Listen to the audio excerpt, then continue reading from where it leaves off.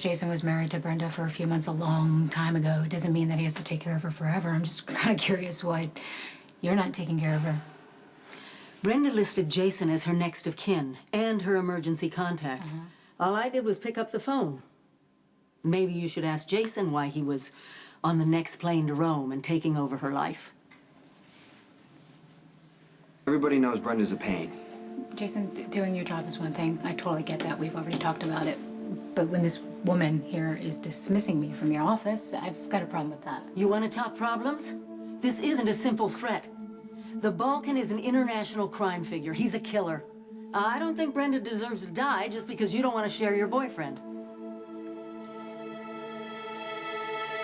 I wrote about things my publishers wouldn't print. They were too ugly for people to want to read with their morning coffee.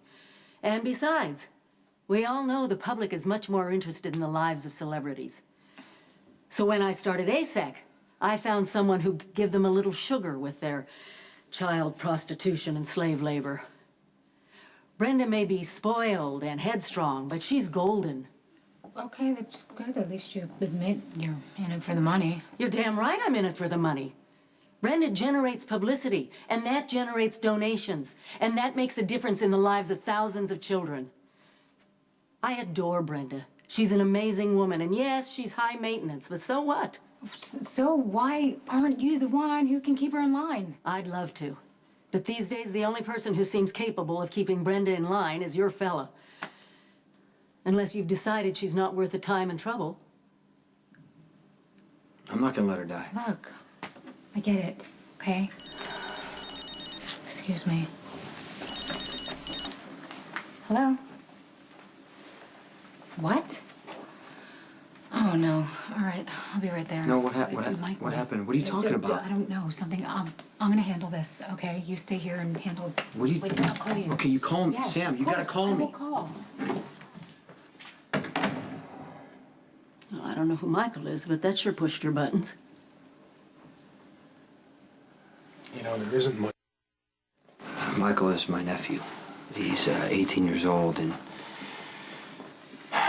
his parents and I made a lot of bad decisions for him. A young person in trouble, it breaks your heart. And it's rarely of their own making. He was exposed to a lot of violence, as you can imagine. And we did everything we could to protect him, but he still ended up in prison. Drugs? He killed somebody in self-defense.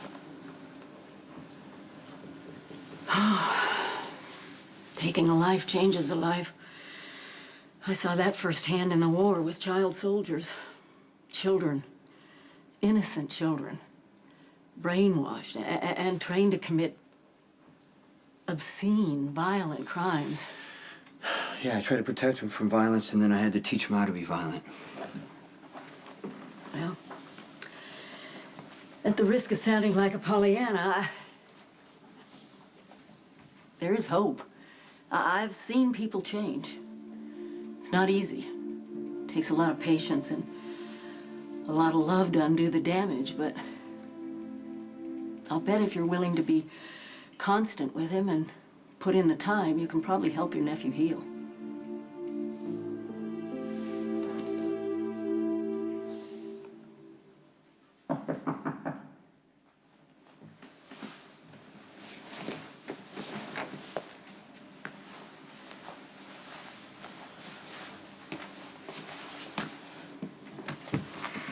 Michael, what happened? Are you okay? Didn't work out with your friend, I'm sorry. I don't... Why are you sorry? She called me. She said everything was great. Did she say that how I embarrassed myself? No, she didn't say anything like that. Well, real name's Abby.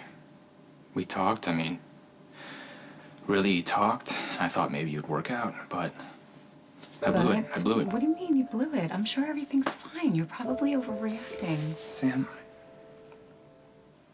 you couldn't possibly understand.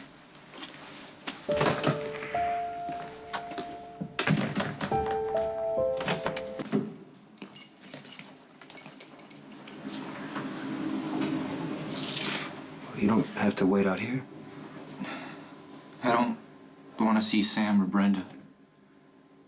I think Brenda's sleeping, and Sam said she was gonna see you, so come on.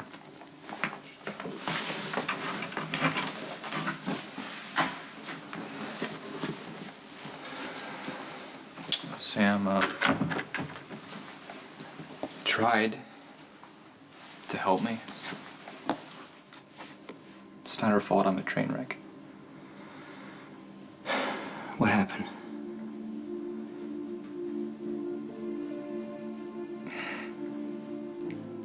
Sam found me this really great girl.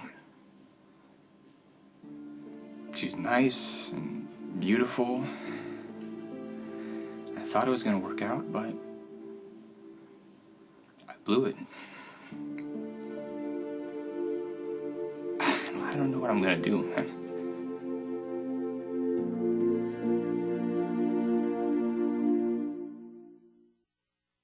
I can't. There's nothing you can't say to me, Michael. Maybe, might help to just talk it through. I was nervous, which is normal, right? I mean, it's my first time. I tried not to be too weirded out about it. Yeah, anybody would be nervous. She tried to get me to relax. She asked me to dance. Then we kissed. And that was okay.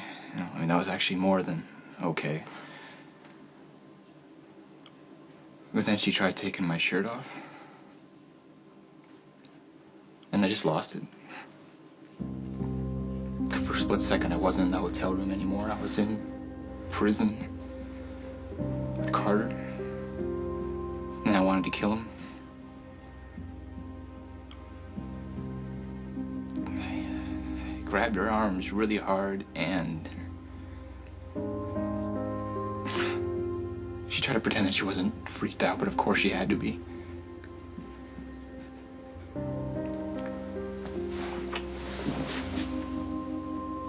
How messed up is that I can't even be with a girl?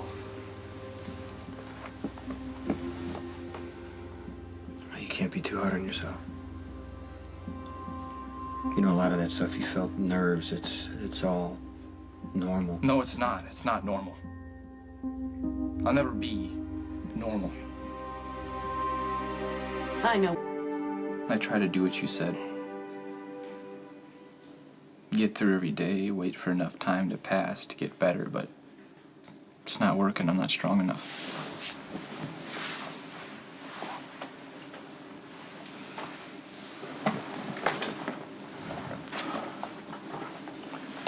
Yes, you are. Michael, you've been through hell, but you're a survivor. Also, all surviving means is that I'm alive. It doesn't mean I'm actually living. I mean, Allie is this nice, sweet, normal girl, and she has no idea who I am, and I can't tell her.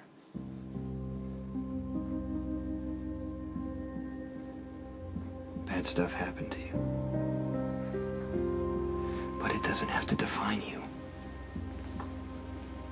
You're strong. You can heal. Every day you're a step closer to getting yourself back. What you can't do is give up on yourself. Because I will never give up on you.